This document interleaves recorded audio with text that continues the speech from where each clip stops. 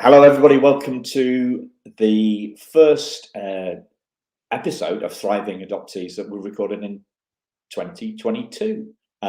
Brooke, welcome to the show. Thank you for making time. And I'm going to say Happy New Year as if we haven't just had the last 10 minutes talking about stuff. So Happy New Year to you. Happy New Year. It's Happy great to New be here Year. with you. Great to be here. So we're doing this is streaming live, and then it will go out as a podcast in probably in February. So hello viewers, and hello podcast listeners. This is part of my effort. My New Year's resolution is to do more to support the adoption constellation, I think it's called at the moment, sometimes called, or the triad, and people within the adoption professionals community. So we're doing more video, and we're doing more podcasts, and we're going to crack on and see what we can do to make more of a difference in 2022. So thank you for being our inaugural guest, doing the live stream. That's really appreciated. So Yeah, could you introduce yourself to the audience, please? sure. I am Brooke Randolph. I am a licensed mental health counselor in Indiana and Massachusetts, and a licensed professional clinical counselor and supervisor in the state of Kentucky. Um, None of that means a whole lot, but I'm a therapist that specializes in working with adoption. I am also a single adoptive mom, and several years ago adopted an older child through an international pilot program. Yeah, fantastic.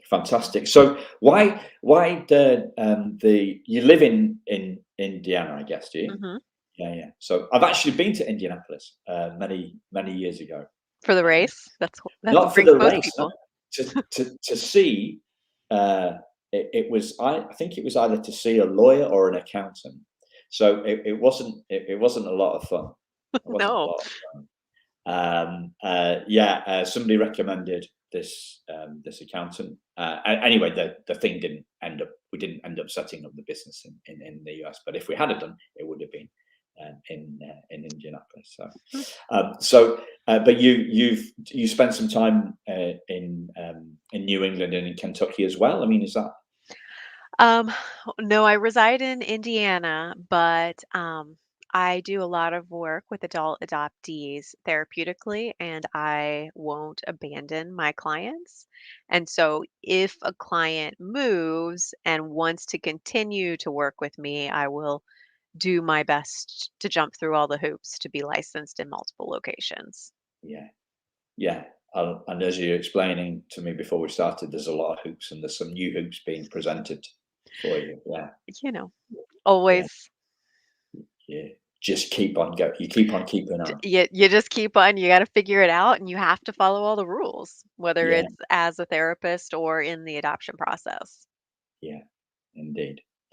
So today, I'd love to focus in on what you believe have been your most important insights um, raising your child. Can I ask how, if it's confidential and you don't want to say, but how old is your child?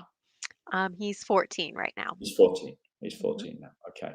So I guess what you've learned and what you're continuing to learn, I guess. Yeah. Yeah. Um, At so I 14. think 2 things kind of pop in my mind immediately. Um, the first one being that nothing lasts forever. And I think as we're moving through adolescence, but I continue to get questions from parents or see things on all of the Facebook boards, um, that, people are very, "Oh, this is happening." I'm like, "Yeah, it may even happen for years, but nothing lasts forever. They will eventually outgrow." And I think adoptive parents maybe get a little concerned about what might be age expectations or how they might compare to children who are raised in their biological families and start to, wonder if my child is behind. And probably they are behind that, but that's okay. That's not not necessarily a bad thing, and we just be patient that they'll ever whatever it is, you know, they'll get through it in their own time, and it's okay for them to take as much time as they need in that. Yeah. Um, this too shall pass, right? Exactly. This too shall pass. I think that's a biblical thing. I don't know why I'm saying that because I'm not a religious guy. Um, I, what I guess one of the concerns that parents might have is they might be aware of what's going on for adult adoptees, and if they've seen that. Uh, so you talked about social media. Um, There's a lot of trauma dumping, isn't that, on social media, especially within the groups. And if adoptive parents see that, that kind of makes them worry about the future, right? Maybe I kind of wish adoptive parents would see that more. What I tend to see from adoptive parents um, is, and I actually don't spend a lot of time in those Facebook groups, No, but me neither.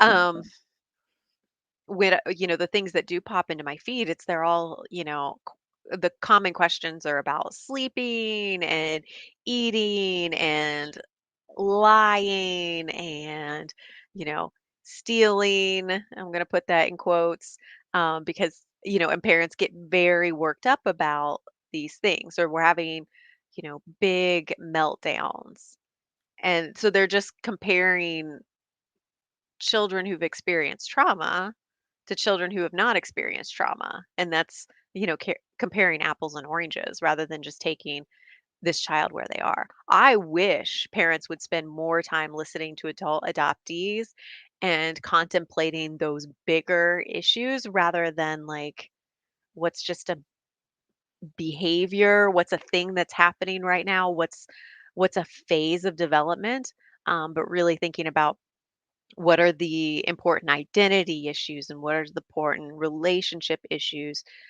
that my child needs to be Yeah. a healthy adult. So I guess it's human nature, isn't it, to focus on the current pain that we're in, Yeah. what we're going through right now. Like, well, the long term will take. We're up to our eyes in it. Yeah. Do you say that in the US? We say that in the UK. We're up to our eyes in it. I I certainly know exactly what that is. Yeah. Yeah.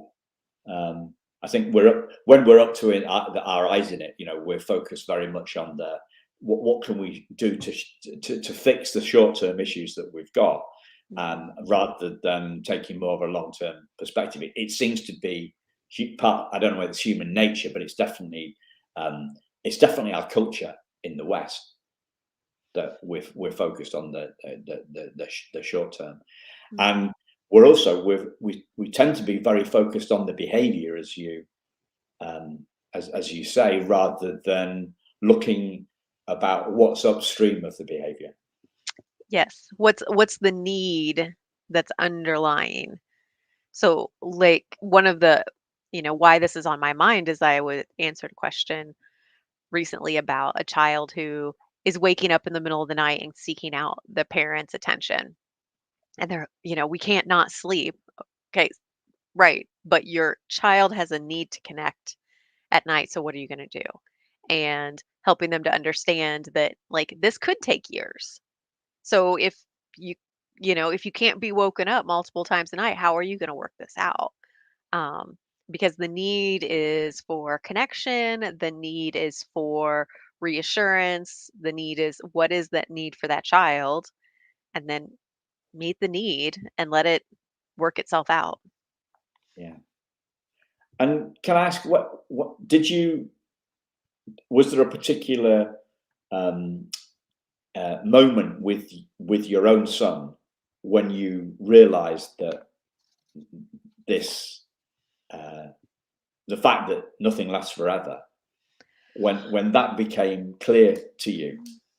I would say, I mean, we're 14 going on 15. And so there's a lot of things that have changed. And matured, and there's, also things that aren't, at the same level as peers, but to recognize that, like, we're not we don't like, his sleep patterns are very adolescent now. So if we talk about sleep, like, not waking up in the middle of the night. He's not, you know, that stuff. But I certainly remember at age 6 feeling like, how am I going to sleep? Because I have to sleep, like, I'm going to go crazy. And I certainly remember thinking that, but it's okay. So how do we make this work? Do I have to come to you? Do you have to come to me? Do we like what is it that makes the most sense so that we can make it work and know that it might take a while? Yeah, yeah. What are, what have you learnt about yourself through um, this process? This process of That's a adopting. great question. I tend to think that children are always a wonderful mirror on the places that we could use to grow. Um, and so, and I am, and maybe this is just being a therapist. I'm a person who's always like, okay, what's the next thing? What else? How else do we get better? Um, so I don't know that I feel like it's probably been a constant thing for me, rather than having one thing stand out. Um, I'm trying to think what. Yeah. How have you grown then, would you say? Um, I mean, patience always.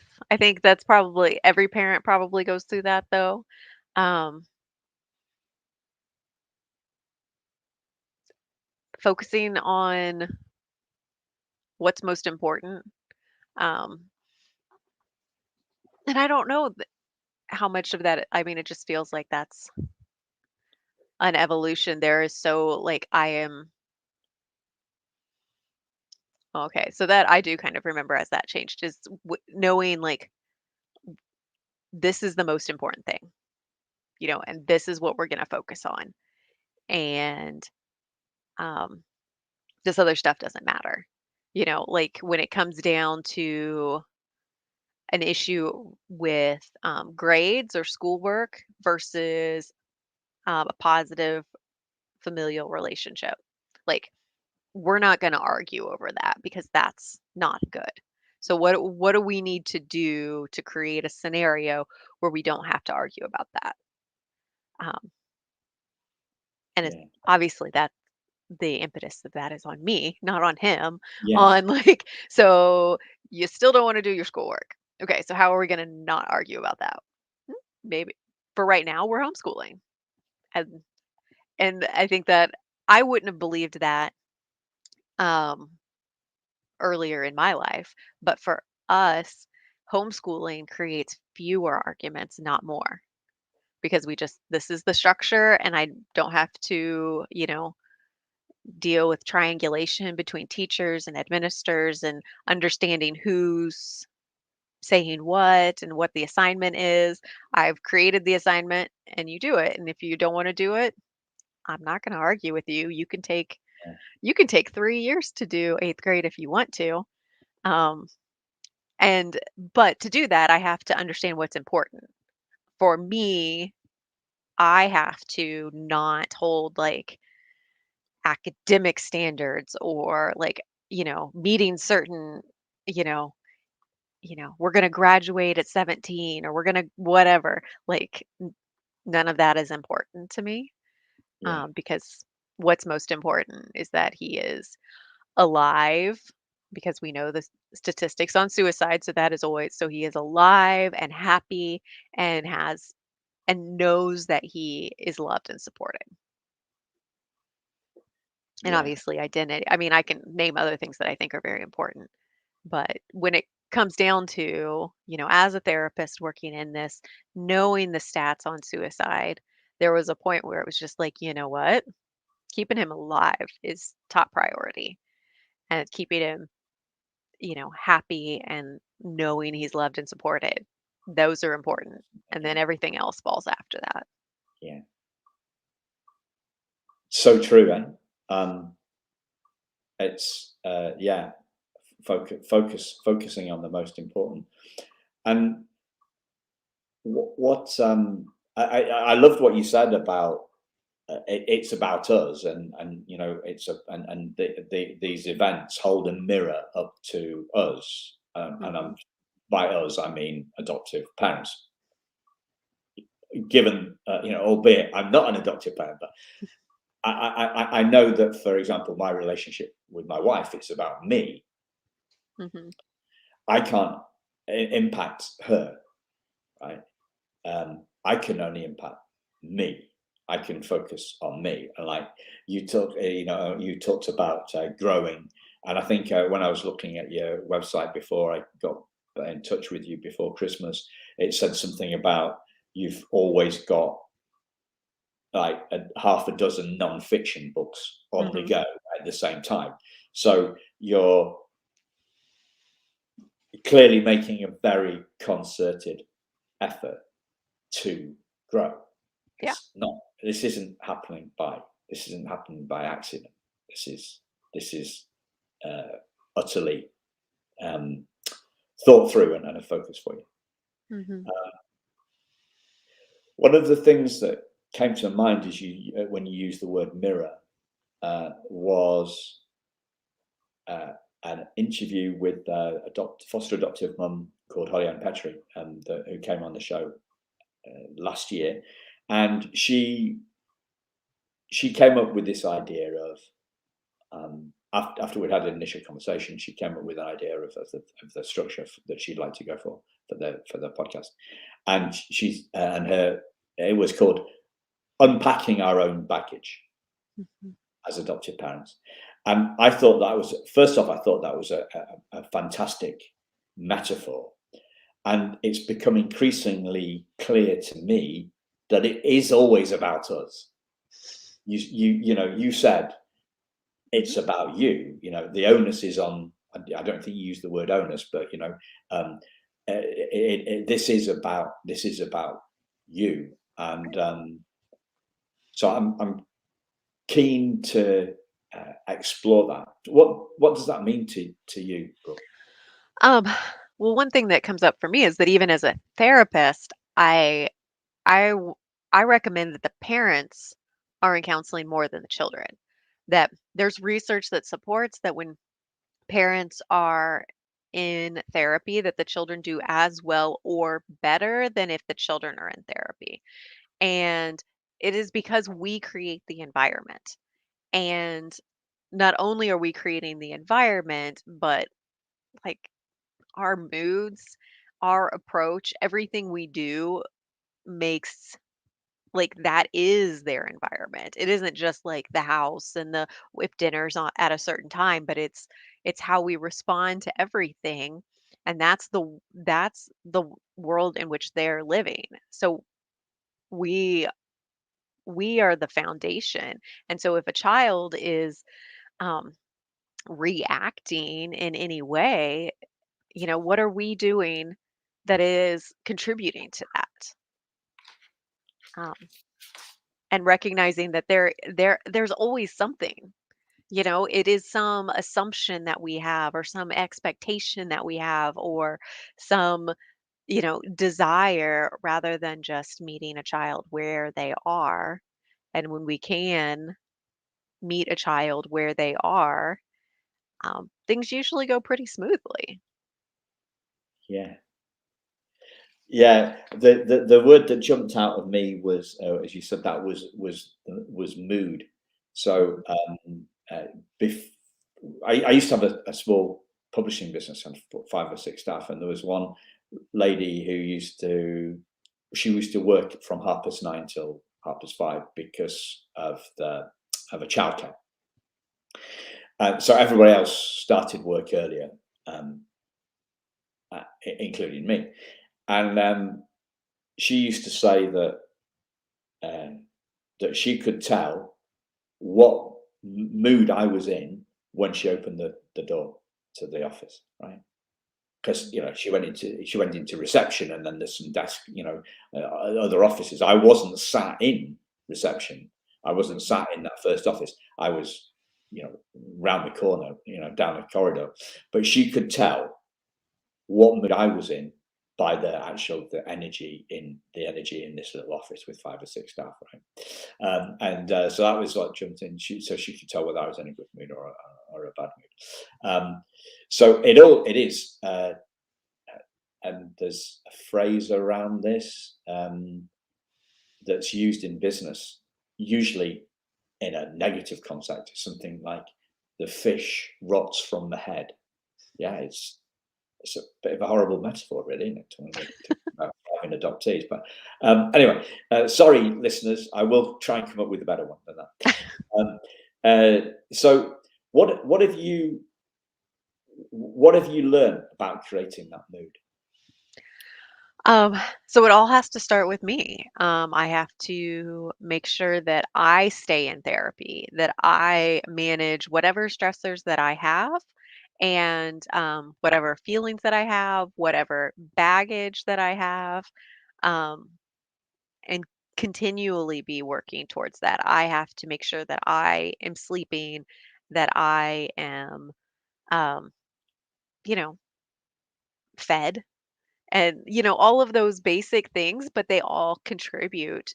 um, and I tend to be someone who is um, very nurturing, that I tend to want to say yes and find a way to say yes, um, to all the things, um, which can be really, that's not a negative thing. But if I say yes to all these things and then I'm I end up, well, I don't I said yes to this restaurant, but that meant I only ate this thing and it wasn't really enough food because I didn't really like the other things that were there. And so now I'm, low blood sugar. And then we go do an activity that is, really loud and that's overstimulating to me. I'm setting myself up to be grouchy. And that's not going to actually be fun for anyone. And Yeah, so, what is it that I need to do to take care of myself to say yes? And, we're going to do this.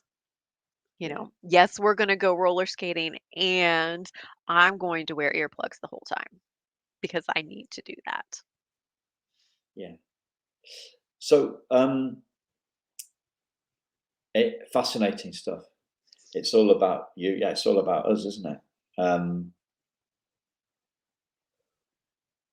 Are there any particular moments that come to your mind when this became this? Because everybody says this stuff, right? But there's a difference between theory and practice. There's a difference between hearing something and thinking it sounds like a good idea, and then there's but then the penny drops, and the theory, or the learning becomes an understanding. The theory becomes practice. The idea becomes an experience. And you think, yeah, that's the penny. That's the penny dropping. The penny has dropped. Anything? Do any instances come when pennies have dropped? I can't think of any like specific, especially child focused story so much as I was in a very small car accident in 2017, but suffered a concussion and that post-concussive syndrome. It was very clear how much I had to take care of myself. That if I pushed through it all, like I was wiped out. If I pushed through at work, then I was going to be no good for the rest of the night. And it was going to be, whatever leftovers we have, and then I'll mom's just count down the time to bed. Well, that's not fair. um, what is more important? And so how do I take care of myself to make sure that um, just having a good evening? I think Yeah, that is the most important thing. um, it's interesting, as you say, it's all about us as the parents.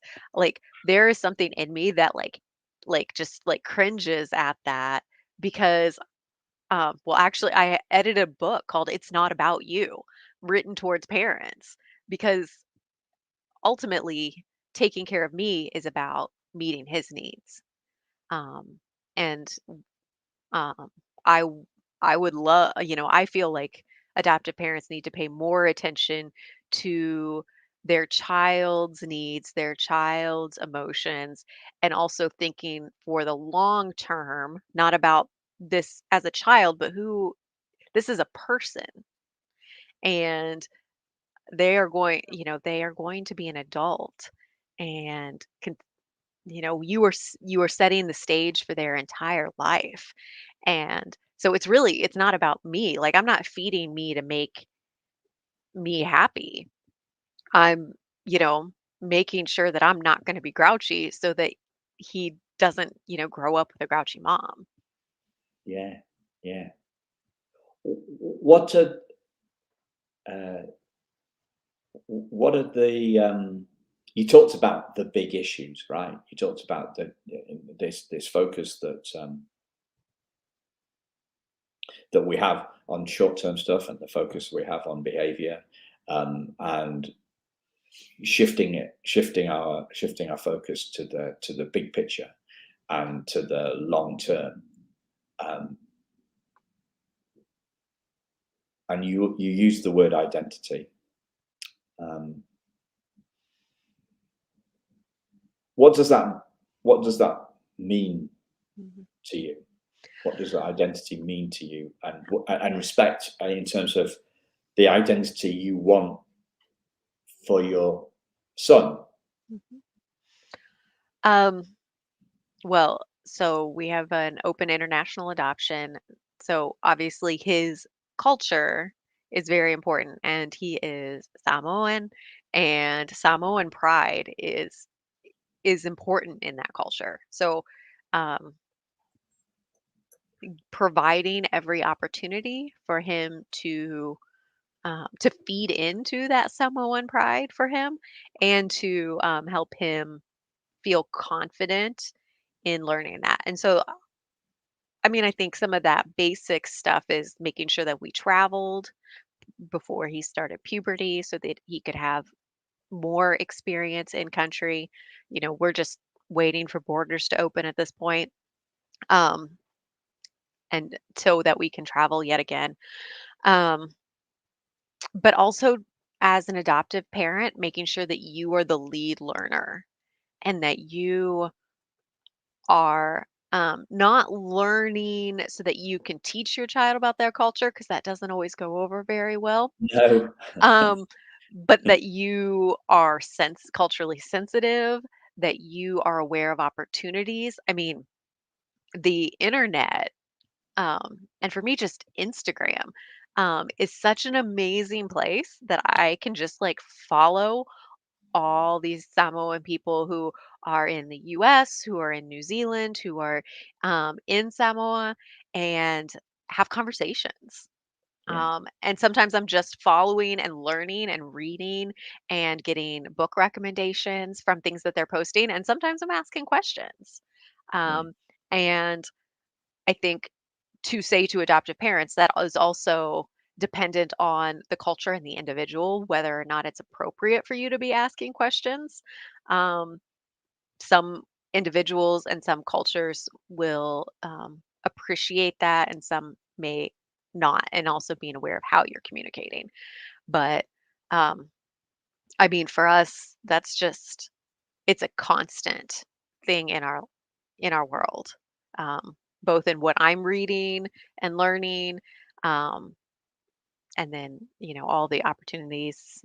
Just like where do his Christmas presents come from? Because that's important um, to him. um, is he into rugby? Because I know Yes, Samoans are big he into rugby. he That's is. kind of like that's the only awareness I've had about Samoa is the rugby, because rugby's big here in the UK, and the Samoans come in, and yeah, the pride that, I mean, that just their teams just ooze pride when they come on the Hmm. pitch. Yep. Yeah, And so playing rugby has been important. And so um, rugby is much more available in the UK than in the US. And so you can imagine in central Indiana, I've had to do a little bit of work but I got him plugged in. Like, that's okay. This is my part-time job, is to where are the camps, where are the opportunities, which college team is going to let him come watch practice, and we do it. Yeah. Wow. Um, are there other elements for you of identity for your Oh, I friends? mean, it's um like sport, it's food, it's clothing, it's family, and staying as connected as we can. And that's another reason why we travel, because it's always easier to connect in person. Yeah. Yeah. I'm. Is there? So for me, the word identity, it's kind of like banded. Hmm. It's bandied around, right? It's a bit like trauma, isn't it? It's like bandied around, and you can deal it on, you can look at it on so many levels, especially with international adoption and transracial adoption. You've got this whole cultural identity thing. So we've got identity as, who we're part of, but we've got identity as our name. We've got, as in, Hmm. got an identity card. You've got cultural identity. You've got um, we're our body, like body Hmm. image. Hmm. And and then as we, after we left education, we've got identity as in, hello, I'm Brooke, and I'm a therapist. I'm an Hmm. adopted. It's like there's so many different layers. There's so many different layers to this identity piece. Uh, I, I go to a very, I mention this quite a lot, this phrase, because for me, the central part of identity is this thing that a French philosopher said that we are spiritual beings. We're not human beings having a spiritual experience. We're spiritual beings having a human experience. Hmm. That identity, or something I heard a rugby guy play, an English rugby captain, called, his name's just escaping me, Johnny Wilkinson. So he won the World Cup Hmm. for England in 2003 by kicking a goal. Um, and he's into he's into this kind of this take on identity, and he says, "Well, when I think of who I am, the first thing that popped into my head is the voice in my head." Right? He talks about the voice in his head, and he talks about trying to get a meeting. So he set up a meeting with the guy who is the voice in his head, um, and nobody turned up, right? Because there's there's nothing there. He's not the voice in his head, and when he looked inside his head, all he found was um, a whole load of self-limiting beliefs, old beliefs and thoughts about himself, uh, and, and that's all that there was there. What he found was he definitely didn't find any limits to his potential. What he found was infinite space. No thoughts that he couldn't do that. He found he tapped into that. Yeah, the infinite potential that's within us all. And that, you talk about your you having six books on the go, right? My fixation is studying that part of our identity, which for me is kind of the heart of the matter. Who we are, Mhm. What do you make of that? I think so. I'm not going to talk to anybody specifically, but just to recognize that adoptees are both. And I think that's important for both adoptees to understand and adoptive parents to understand, and certainly for therapists, that it is um, it is more complicated to understand identity and who I am when you're an adoptee, because you are both. And so I, talked a lot about, here are ways that I am helping my son understand himself as a Samoan, but he's also growing up in central Indiana, and he is having experiences, going to the Indiana State Fair. I mean, that seems like that's pretty Midwestern, you know. Um, Whatever. I was talking to my friends yesterday about cultural expectations around the food you have when you are grieving. Um, and so, like, as a Midwesterner, I think casseroles. I'm a Protestant Midwest girl, and so, like, casseroles, that's what people do when they're grieving. And recognizing that, people who grew up in different parts of the country or different parts of the world may have a different thought on that. And that's just like one piece. So recognizing that, um, using my son, that he is Samoan and he has to understand that for him to feel confident and comfortable in being Samoan. Um, and also recognizing and valuing, like, he's also a Hoosier, he is a Midwestern kid. Um, you know, and that those merge for him. And while, there aren't a lot of Midwestern rugby players, there are some. And so that's a part of who he is and his identity. He is basically the only Samoan, at most of the, like, tournaments we go to. But that's okay. He can connect on rugby, and you know, in rugby they value that he is Samoan also. And Yeah, so finding where those things overlap, identify, and just recognizing that it's complicated. And sometimes you may want to identify one way, and sometimes you may want to identify a different way, and sometimes you may want to be both. yeah. So what have you learned about helping him navigate those those two identities? Um, so I think some, it's just whatever it is right now is okay.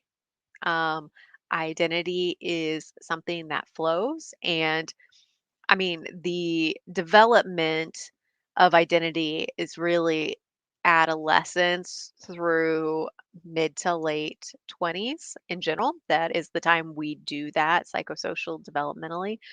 Um, and so right now that's going to flow for him.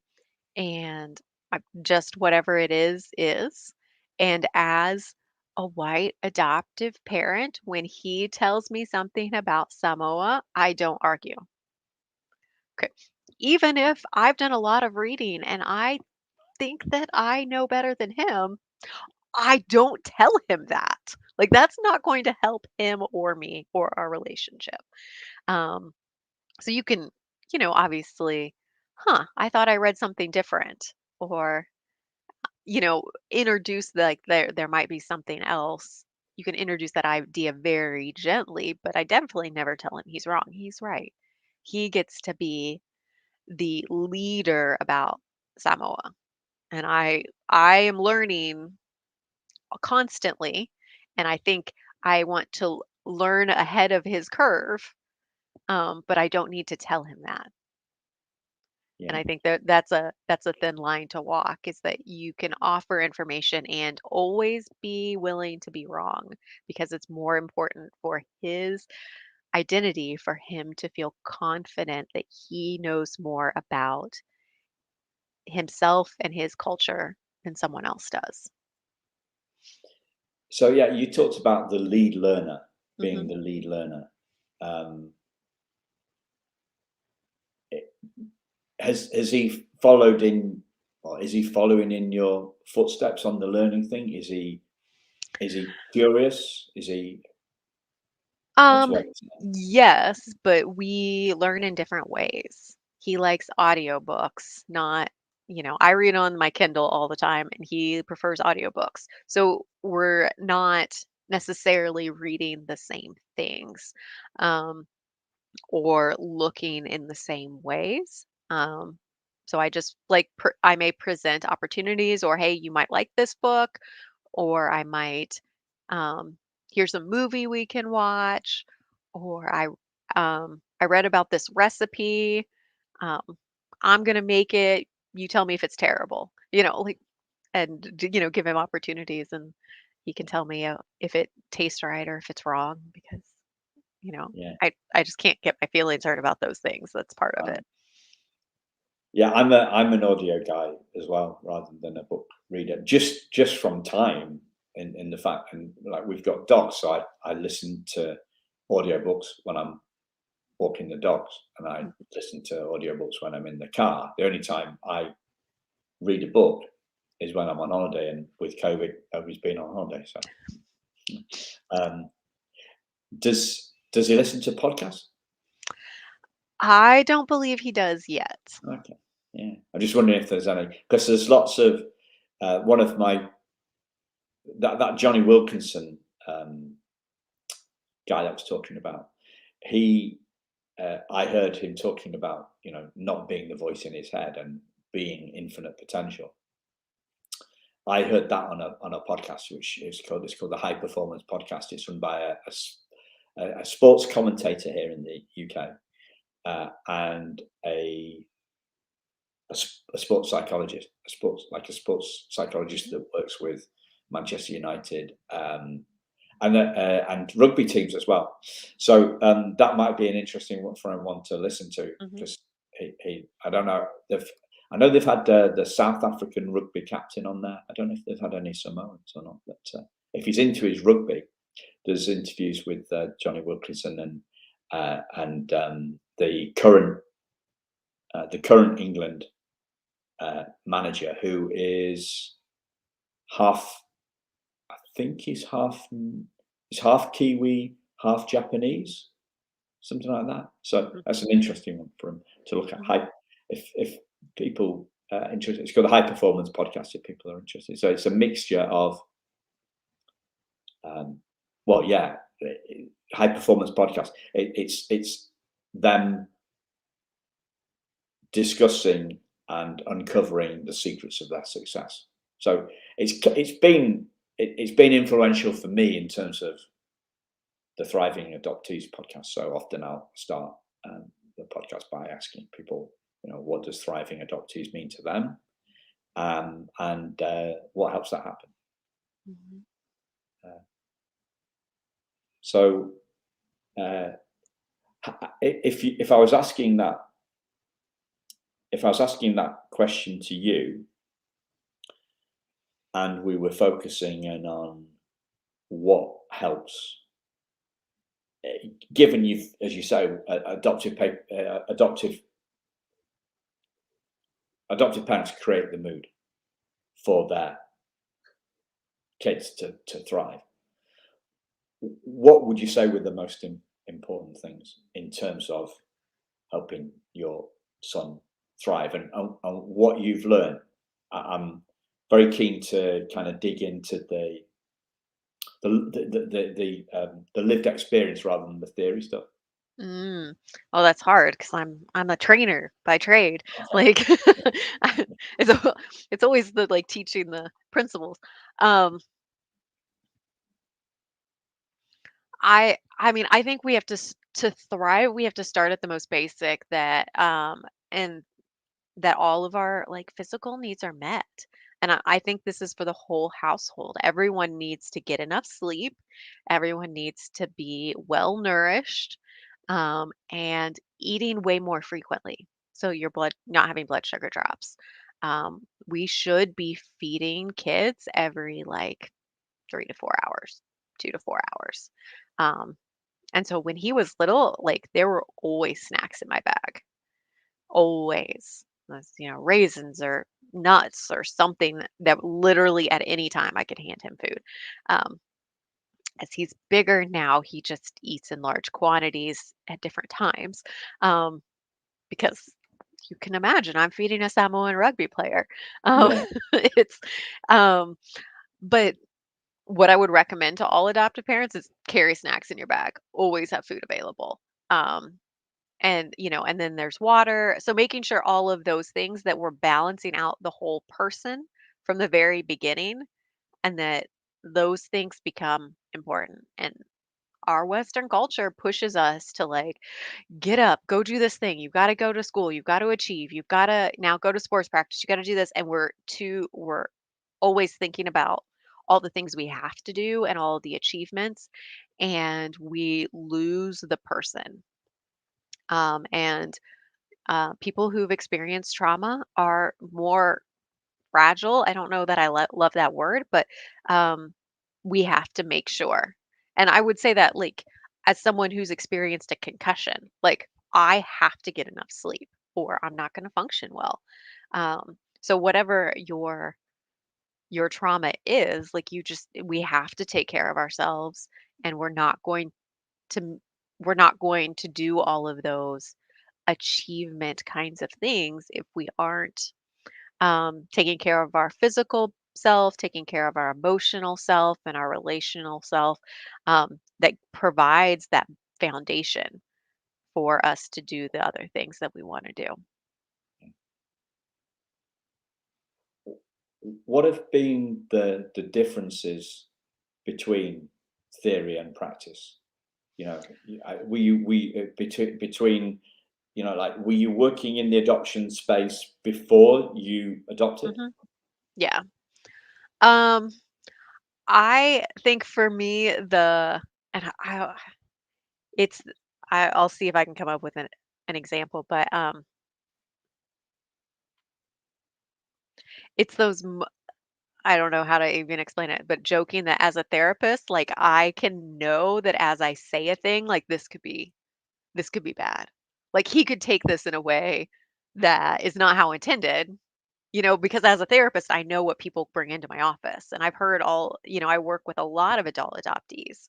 And so, they come and their parents said this thing and you're like, oh, and to know then as a parent, as you say whatever it is, like if he takes it this one way, it could be really negative. But if he takes it this other way, that's the way it's intended. You know, I think it's finding those balances. Um, and I can't for the life of me think of,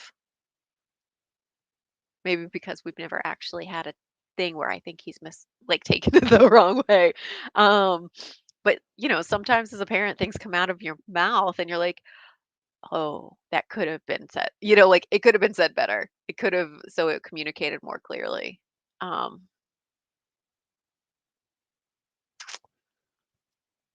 I don't know. Okay. I wish I could come Ho- up with a good one.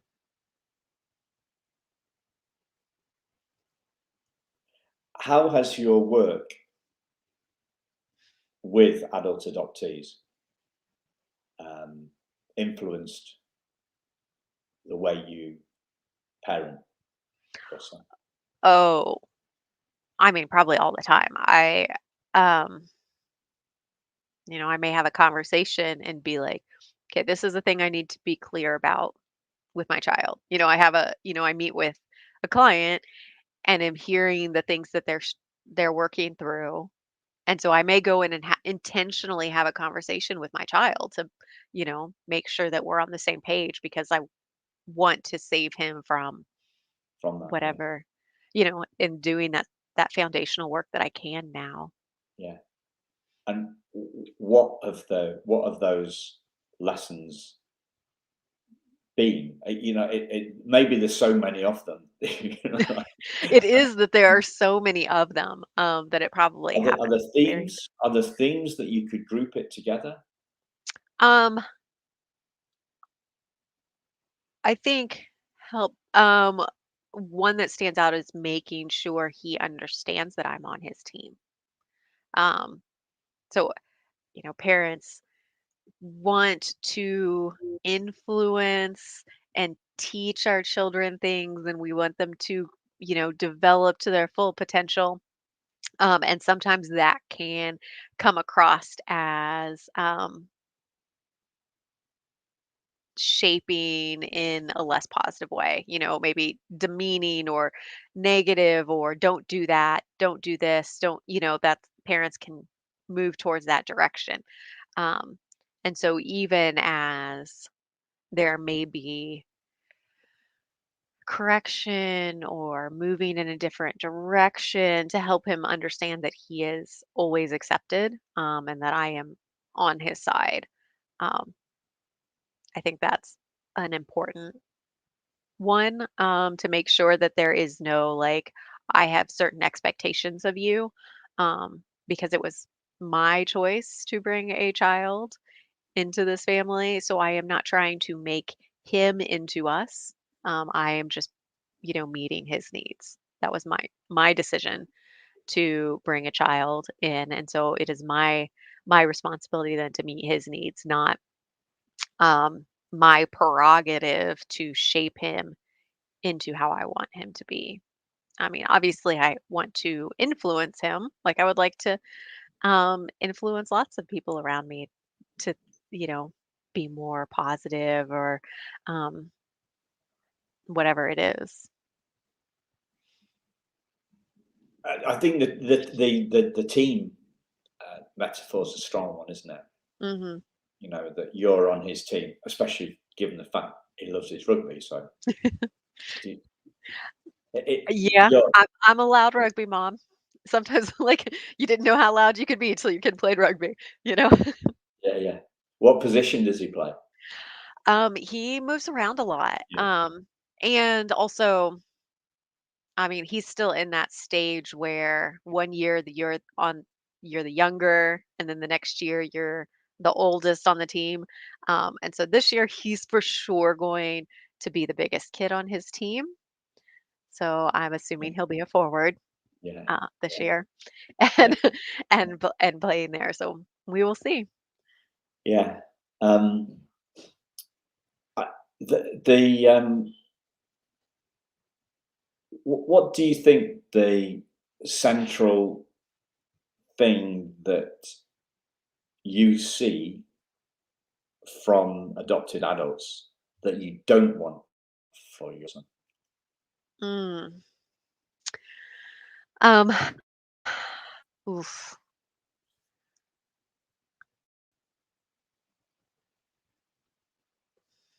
It's that feeling distant from everyone.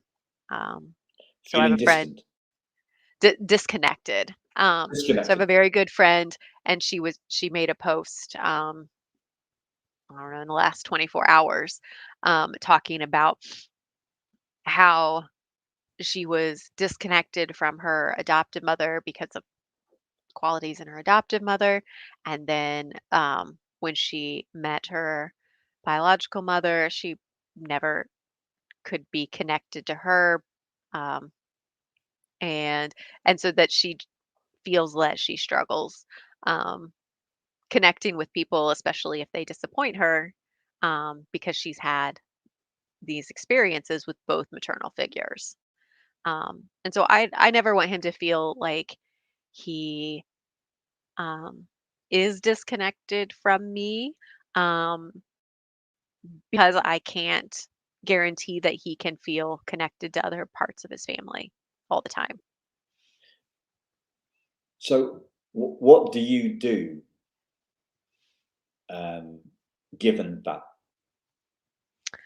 Um, I mean, I purposefully make sure that I take time away from work, because I'm not just a therapist, I run a group practice. So it would be very easy for me to be working all the time, but I give myself boundaries on those things, because it's more important for us to spend time together, um, you know, playing games, or um, going to a museum, or whatever that You don't is. play touch rugby with him, no. Um, Yeah, no. Um, I can I can play catch, but I'm not very good Yeah. at it. Um, yeah, I'm not, yeah.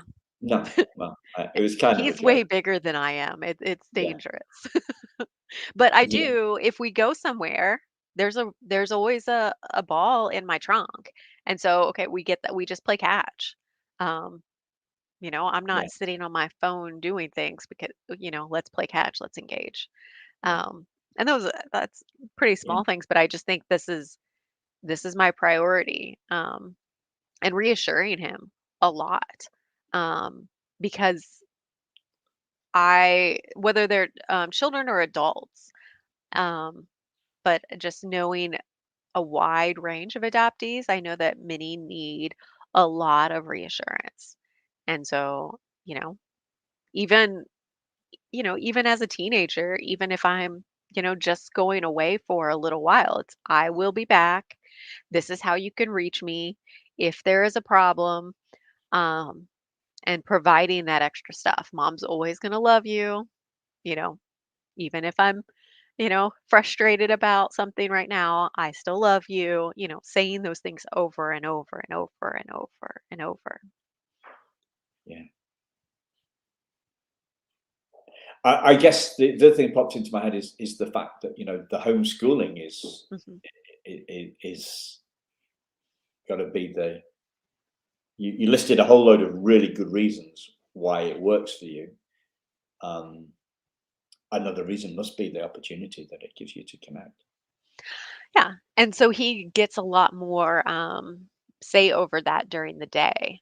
Um, if I'm not with a client, he can be right beside me. He can ask for my help for whatever project he's working on. Um, or he can, you know, he's a teenager. He doesn't always want my help. He wants to tell me I'm wrong about something. Um, that's okay too. But he can determine that on his basis. Yeah. As you were talking about being on his team, Mhm. not an idea, but a memory of mine popped in, and the reason it stands out is because it's so unlike my mum, right? It was like, so I was 10. Um, I ran across a road and I got knocked down by a car that was moving very slowly, right? It's moving very slowly. I didn't have the concussion problems that you had after your accident. But so the car knocked me down, and I got a bruise on my leg, right? And then I got the bus home, and whatever, half an hour later, I was home, and I told my mum, and my mum said, obviously frustrated and worried, worried for me. Out from her worry, she said, "Oh, you silly idiot," or something like that, right? And I remember thinking that I didn't do it on purpose. Don't. Mhm. And it was so different. It was so disconnected, to use your Mhm. word. You know, it was coming from such a disconnected place. It really stood out for me. You know, Mhm. so it's in that little stuff. Mhm. It's in those, and they do stand out. They Yeah, do. I one of the ways I have to avoid that, living in the US, um, the racial tensions and the understanding about police, and when we have those conversations, which we do a lot, um, you know, I that is my responsibility as the parent to have those conversations. I don't get to say because I'm a white woman, I have to still have the conversation. Um, and I have to educate myself enough to have all of the conversations. But sometimes when we are talking about, especially things that have happened recently, um, his um, upset and his defense mechanism of I'm gonna be tough, and if that happens to me, I'm gonna, like, that scares me as a mother. I don't want to hear, like, no, you can't do that. That's not how you're going to stay safe. And so recognizing where my limit is so that I don't, you know, yell at him and tell him, you can't do that. That's going to get you killed, or doing whatever it is that would be disconnecting. And so recognizing that and sometimes telling him, if we continue to have this conversation, I'm going to get upset by the things that you say and I might not say the best thing. So can we come back to this later? And like, or I understand you're very upset about this and I am too, and it's probably better that you talk to your therapist about your feelings, so that mom can just be a mom on this one. Yeah. Yeah. Um, Interesting. Did an episode with a transracial adoptee called Isaac Etta last year, and he is, black guy raised by white parents, and he he talks about he talks about the fact that um, his parents didn't see his color, Mhm. but obviously the world does, right? And that's what he's trying to do. So I think there is that that that kind of self-awareness piece within. That's when the self-awareness piece in within parents is so critical, so crucial, because they're, for want of a better word, they're more enlightened than the rest of the world. But because of that, Isaac talks about it, that created a blind spot for them. So normally blind spots are when, things that we want to see, where we're reading. I'm listening to audiobooks, you're reading books, because we want to see the bring the negative parts of ourselves out into the open where we can see them. So it's normally about seeing the negative. But this was, Isaac talked. It wasn't anything about that, because they were more enlightened, but they hadn't seen that the world. They were more enlightened for the world, and he talks about that not being the best preparation, but they're more conscious individuals. But that actually turned out to be a negative thing. Do you see what I mean? Mhm. I thought that was a really interesting spin. Um, so the self-awareness piece is clearly huge. What have you learned most about yourself raising your son? Ooh. Um, Doesn't have to be one, I know uh, that's a tough one. What have I learned most about myself?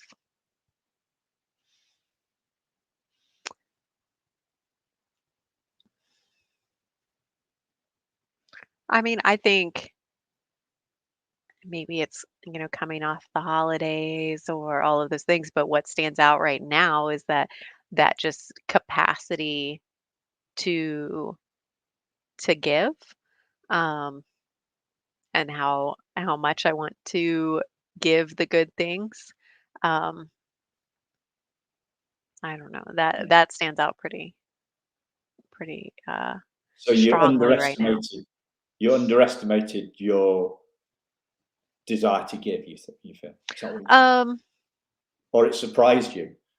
maybe, or just like just coming to that understanding of just how big that is. Okay. Yeah, not that I had, just that I hadn't really thought about it in that way, um, prior to parenting. Uh,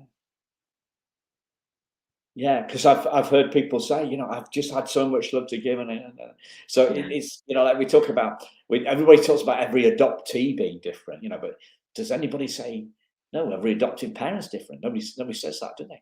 Nobody says that. Well, No, every nobody adoptive says parent is that. different. Um, It's the truth, right?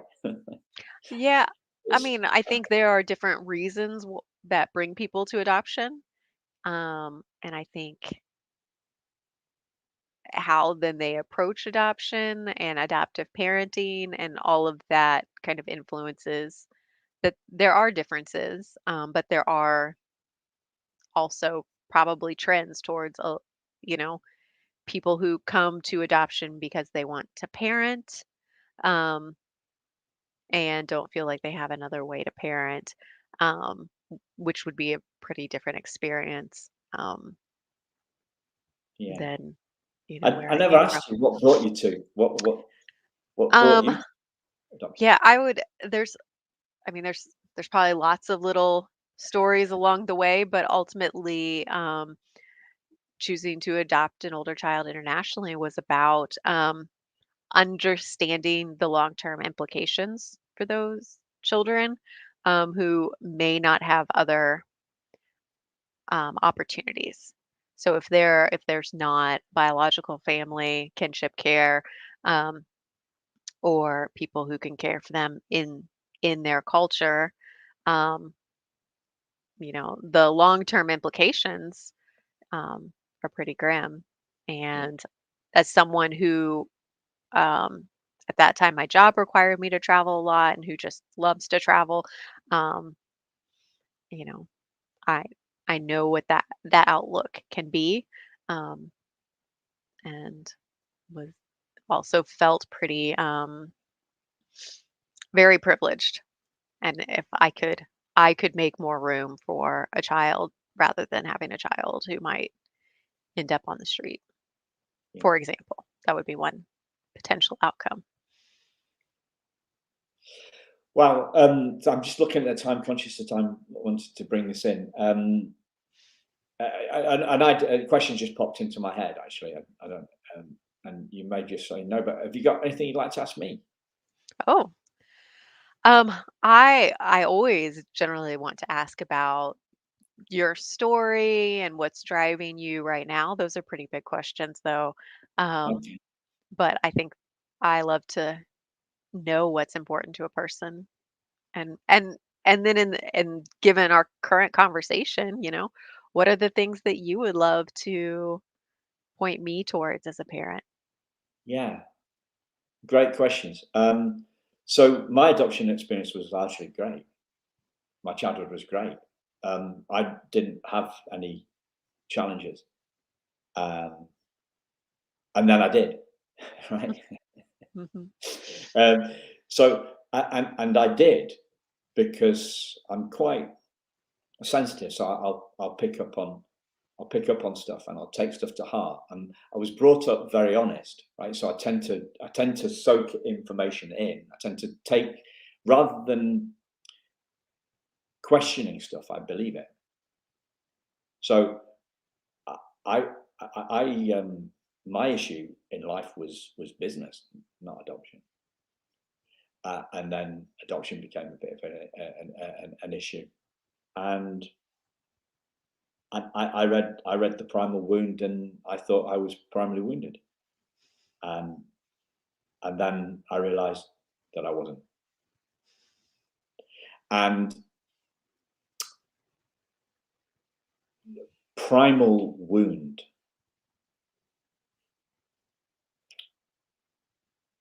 yeah, primal as in the first thing, the base of everything. No. Wounded, no. Have I felt that? I have definitely felt that way, but I am not my feelings. I talked about that identity thing. I am not my feelings. My feelings have been hurt but who I truly am, not wounded. I'm not a thing that can be wounded. I'm not my body for a start. I can wound my hand, I can cut my hand, but I'm not my body. I'm the life force in that body. Um, so uh, one of the big things I've learned along my learning journey is that pretty much all of us, human race, believe that we're not good enough to some extent or another. And adoptees just have a more, we adoptees, we've got a more compelling case for that, right? But just because the case is more compelling doesn't mean it's true. Mm-hmm. And that's why I do the Thriving Adoptees podcast, because we are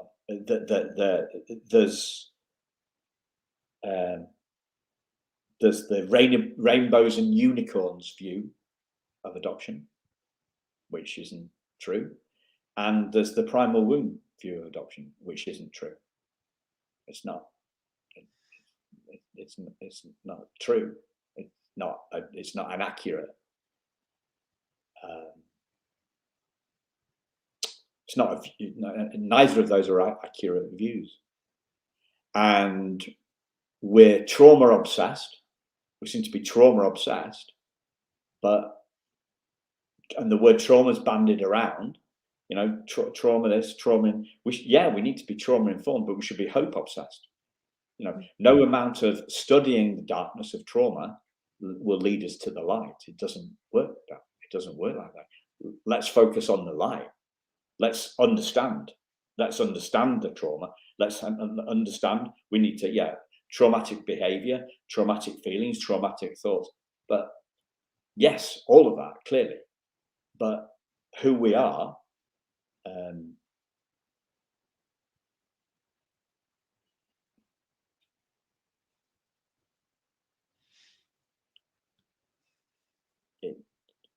we are not our trauma. But there's lots of people going around kind of like reinforcing people's view. I've had a lot of coaches and stuff like that. No coach has ever said to me, "You are your past," or "You are your feelings," or "You are your thoughts." No, that's not what, we want to understand what's gone in the past, but we want to be showing want to be shining the light on the future, because what we focus on gets bigger. And I focused on my trauma, and I focused on the primal wound, and that made me feel worse. Luckily, I turned around, I disappeared down the rabbit hole of trauma, and it just got darker and darker. My darkness is nothing compared to some of the darkness I see in other people, in adoptee Facebook groups, for example. So I'm very grateful for that my darkness didn't get that dark. But somewhere along the way, I had an insight about turning around instead of going further down the trauma and the trauma rabbit hole and seeing light at the end of the tunnel. And that's why I do what I do, because I think that the kind of like the trauma obsession is traumatic. Just makes stuff more traumatic. And we are not our trauma. None of us are our trauma. None of us. And when you say the trauma that we've been through, people use the trauma as in like the trauma we've been through, events. The trauma is in traumatic behavior, traumatic influence behavior, traumatic feelings, traumatic thoughts. None of those are who we are.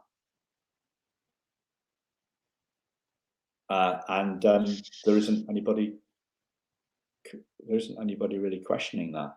I have people in this area like want to know I'm an adoptee, know that I'm interested in trauma, and still want to talk to me about trauma for half an hour on the podcast. No, I don't want to talk about it. I don't need to talk about it. I know what I want to focus on the lightness rather than the dark. And we're all one.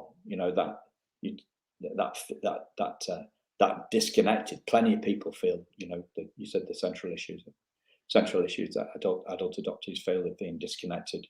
Well, adult adoptees don't have that.